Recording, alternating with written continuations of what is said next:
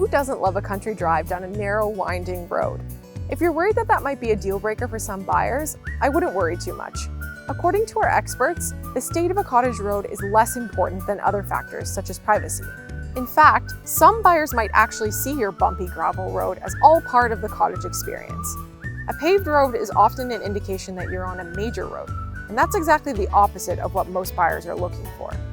Of course, safe and reliable access to the property is going to be something that buyers consider. But in cottage country, access issues can be completely unrelated to the quality of the road. Is the road shared? Who's responsible for maintenance? Could right-of-way disputes come up in the future? Is it accessible in the winter? Those are the kinds of questions that smart buyers are likely to ask. And the wrong answers could deter them more than potholes or sharp turns. If you're worried access issues might deter buyers, it's unlikely to faze a good realtor. They might opt to drive the buyers in themselves or take them in by boat. Once the prospective owners have fallen in love with your place, they might be more willing to overlook any road issues.